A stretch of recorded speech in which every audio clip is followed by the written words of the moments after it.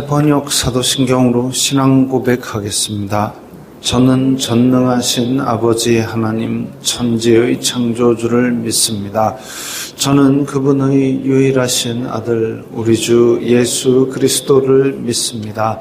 그분은 성령으로 잉태되어 동정녀 마리아에게서 나시고 본디오 빌라도에게 고난을 받아 십자가에 못 박혀 죽으시고 장사된 지 사흘 만에 죽은 자 가운데서 다시 살아나셨으며 하늘에 오르시어 전능하신 아버지 하나님 우편에 앉아 계시다가 거기로부터 살아있는 자와 죽은 자를 심판하러 오십니다.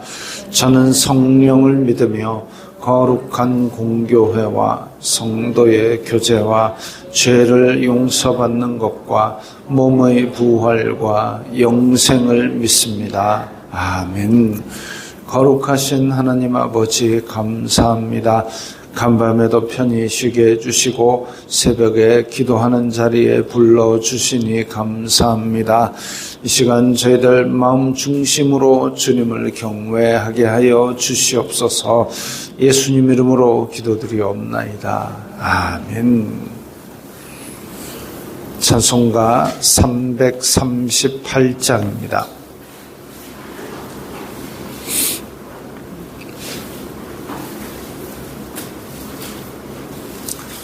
찬송가 338장입니다.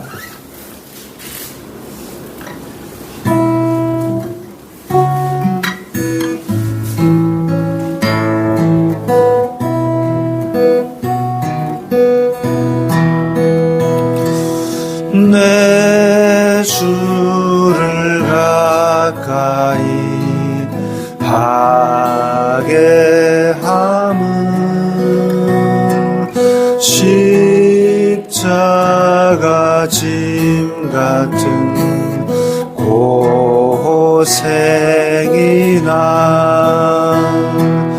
내 일생 소원은 늘 찬송하면서 주께 더 나아가기 원합니다.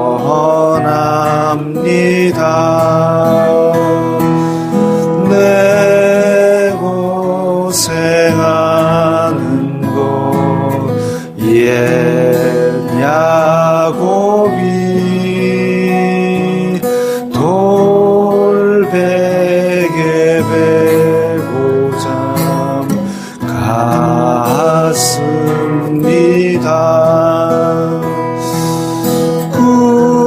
꿈에도 소원이 늘 찬송하면서 주께 더 나아가기 원합니다.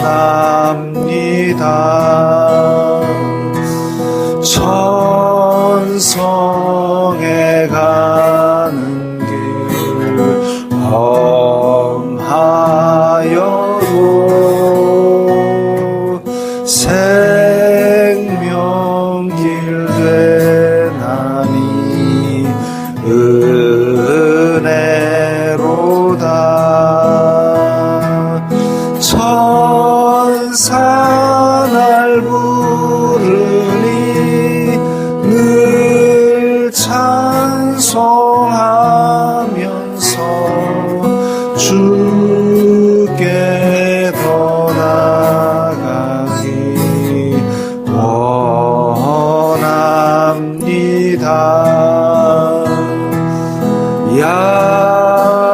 야곱이 잠 깨어 일어난 후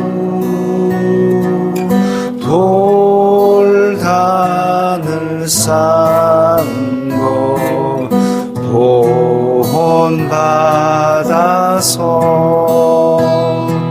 숨질 때 되도록 늘 찬송하면서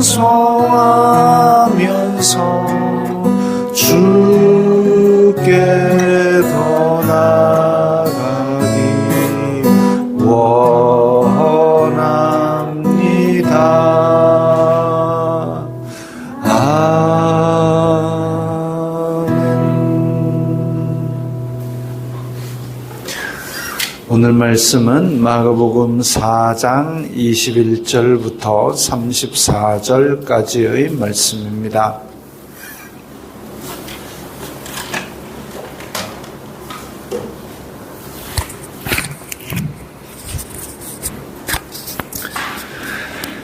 마가복음 4장 21절부터 34절까지의 말씀 함께 읽겠습니다. 또 그들에게 이르시되 사람이 등불을 가져오는 것은 말 아래나 평상 아래에 두려함이냐 등경 위에 두려함이 아니냐. 드러내려 하지 않고는 숨긴 것이 없고 나타내려 하지 않고는 감추인 것이 없느니라. 들을 귀 있는 자는 들으라. 또 이르시되 너희가 무엇을 듣는가 스스로 삼가라. 너희의 헤아리는 그 헤아림으로 너희가 헤아림을 받을 것이며 더 받으리니 있는 자는 받을 것이요 없는 자는 그 있는 것까지도 빼앗기리라. 또 이르시되 하나님의 나라는 사람이 씨를 땅에 뿌림과 같으니 그가 밤낮 자고 깨고 하는 중에 씨가 나서 자라되 어떻게 그리 되는지를 알지 못하느니라. 땅이 스스로 열매를 맺되 처음에는 싹이요 다음에는 이삭이요 그 다음에는 이삭의 충실한 곡식이라. 열매가 익으면 곧 낫을 대나니 이는 추수 때가 이르렀음이라. 또 이르시되 우리가 하나님의 나라를 어떻게 비교하며 또 무슨 비유로 나타낼까.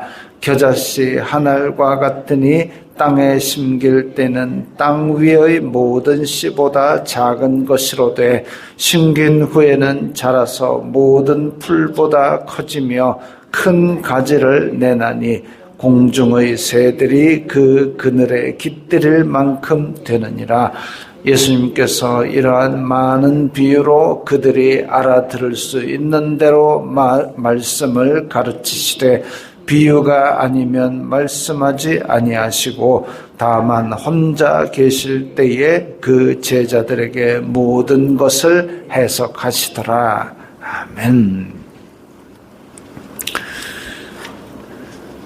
예수님께서 가르치신 비유, 씨 뿌리는 비유, 이것이 가장 쉬운 것이고 그리고 그보다 더 많은 다른 비유들을 통해서 하나님 나라를 말씀하셨습니다. 등불 비유, 등불은 지금 이 등불이라고 그래가지고 우리는 지금 전기불을 마음대로 켤 수 있는 세상에 살고 있지만 2000년 전에 식민지였던 이스라엘 사람들을 한번 생각해 보십시오. 그들이 돈이 있었겠습니까? 뭔가 곡식이 풍요롭겠습니까? 그런 가난한 와중에 등불을 켠다. 이 기름을 한 병을 짜내기 위해서 곡식이나 올리브를 얼마나 눌러가지고 짜야 되겠습니까? 기름을 먹는 용도가 아니라 등불을 켜는 용도로 한다는 것은 2000년 전에는 힘든 일입니다. 그리고 등불을 켤 일이 뭐가 있겠습니까? 그 사람들이 해 뜨면은 같이 일어나고 해 떨어지면은 자야 되는 그런 일상, 단순한 일상, 2000년 전의 일상 가운데서 등불을 켜야 될 만큼 정말 중요한 일, 무슨 책을 볼라 해도 책이 없습니다.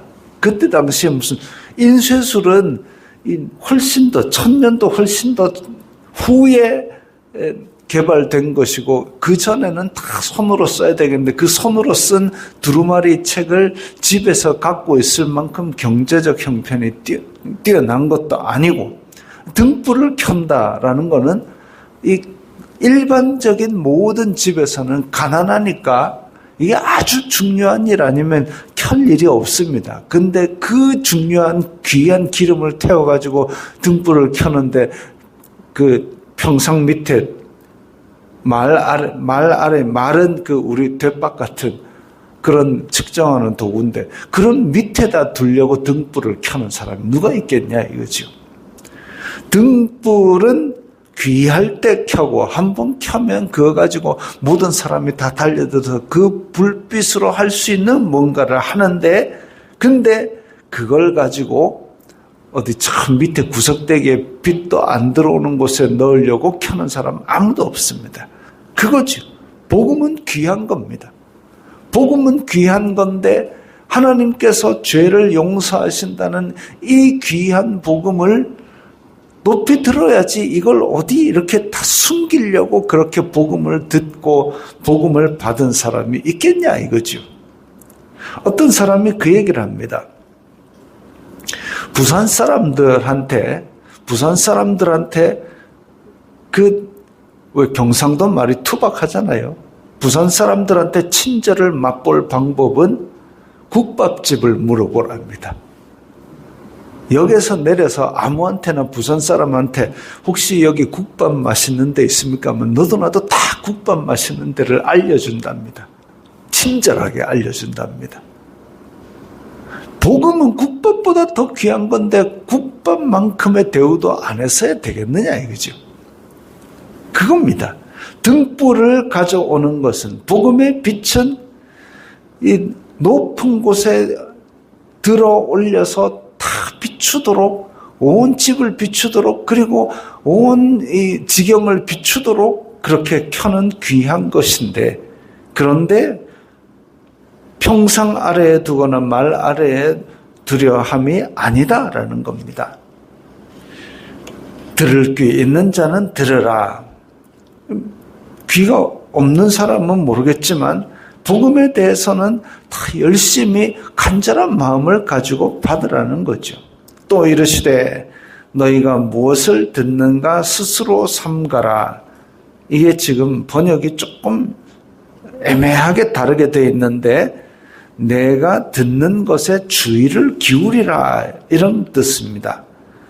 내가 듣는 것에 무엇을 듣든지 거기에 주의를 기울이라. 너희의 헤아리는 그 헤아림으로 헤아림을 받을 것이요. 그러니까 이게 복음을 내가 어떻게 헤아리는가, 내가 복음을 어떻게 헤아리는가에 따라서 심판날에 그 복음으로 우리가 헤아림을 받을 겁니다.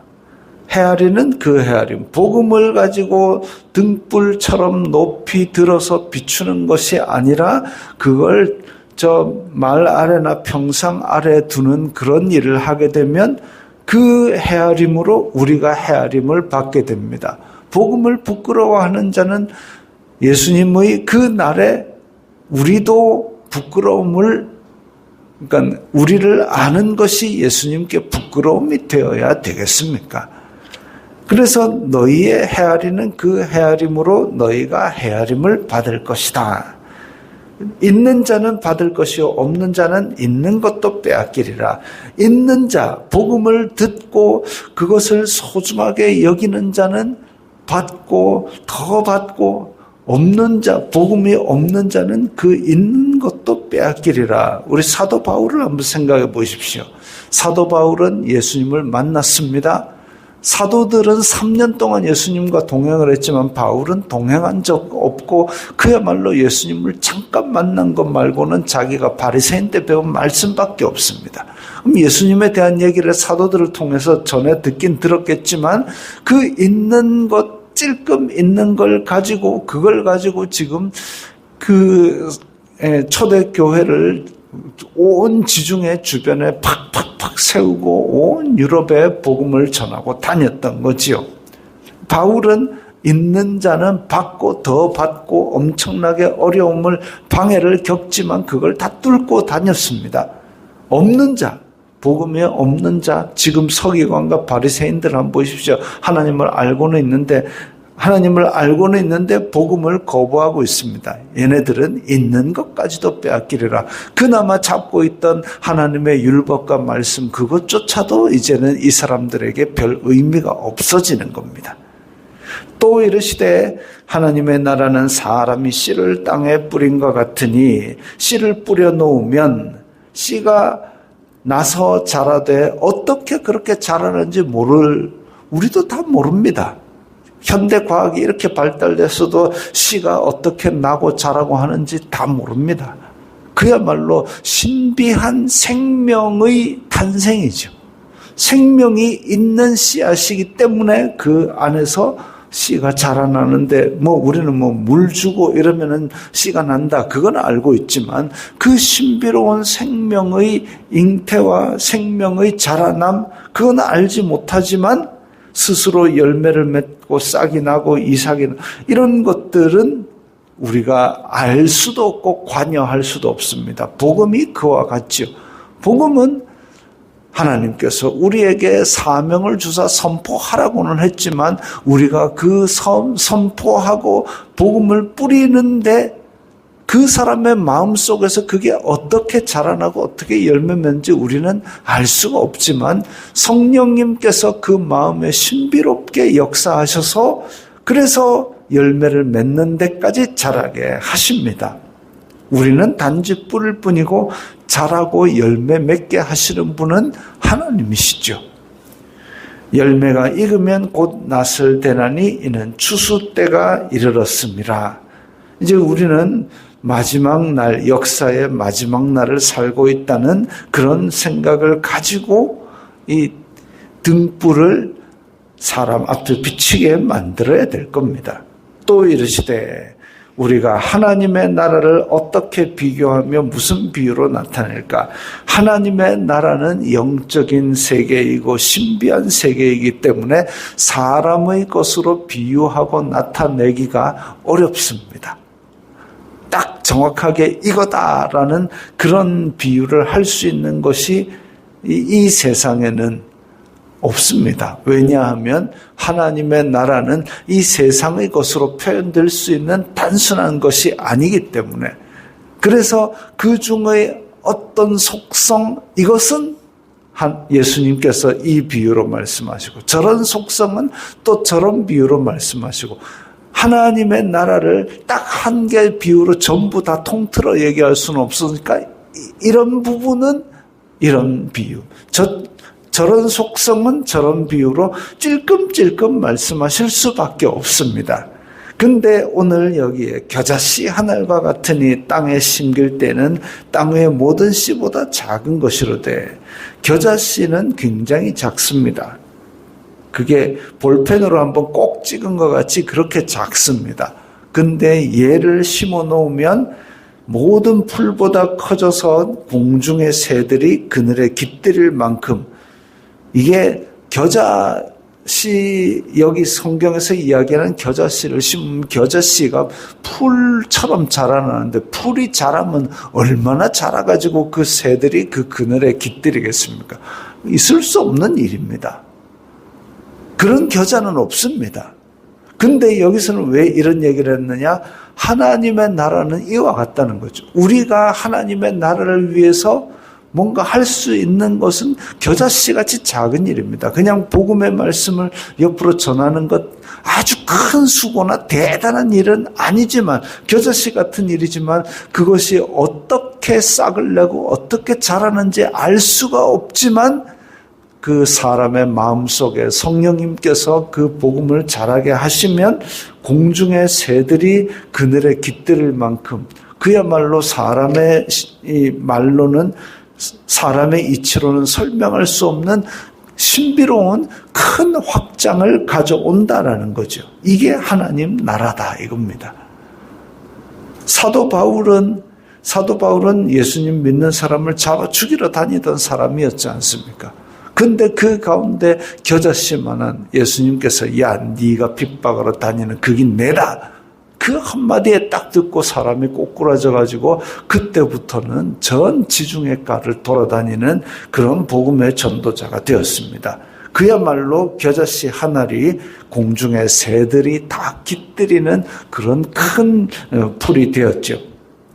예수님께서 이러한 많은 비유로 그들이 알아들을 수 있는 대로 말씀을 가르치시되 이 많은 비유들은 이 겨자씨라든지 또 씨가 맺는다든지 등불이라든지 이런 것들이 다 일상생활에 연관이 되어 있기 때문에 집에 등불이 있는 사람은 등불 볼 때마다 그 생각했을 겁니다. 아이고, 예수님이 옛날에 그런 말씀하셨지. 등불을 어디 구석대기 넣는 게 아니고 온데 비추려고 하는 거다. 또 씨를 뿌릴 때마다 이게 지금 하나님이 어떻게 자라게는 모르지만 이렇게 자라게 되듯이 하나님의 나라는 이런 것이구나. 이런 식으로 일상을 접할 때마다 예수님의 말씀이 생각나도록 비유로 많이 말씀하셨습니다. 그리고 그 제자들에게 다 풀어주셨고, 이 풀어주시고 이렇게 성경 말씀을 통해서 우리에게 주어진 이유가 과연 뭘까요? 등불입니다. 등불.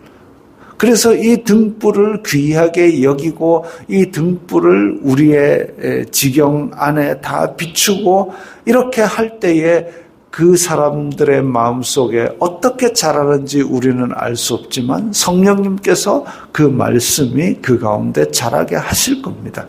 우리는 다만 사명받은 대로 말씀을 전할 뿐이지요. 말씀은 때를 얻든지 못 얻든지 우리가 귀하게 여기고 귀하게 비추게 될 때에 그 어두운 마음속에 그야말로 요한복음 1장에 나오는 대로 어둠 가운데 빛을 비추게 되는, 그래서 그 사람이 그 빛으로 나오게 만드는 그런 일을 하게 될 겁니다.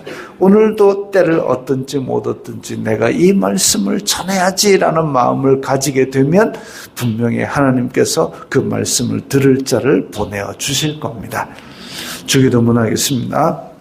하늘에 계신 우리 아버지의 이름을 거룩하게 하시며 아버지의 나라가 오게 하시며 아버지의 뜻이 하늘에서와 같이 땅에서도 이루어지게 하소서. 오늘 우리에게 일용할 양식을 주시고 우리가 우리에게 잘못한 사람을 용서하여 준 것 같이 우리의 죄를 용서하여 주시고 우리를 시험에 빠지지 않게 하시고 악에서 구하소서. 나라와 권능과 영광이 영원히 아버지의 것입니다. 아멘.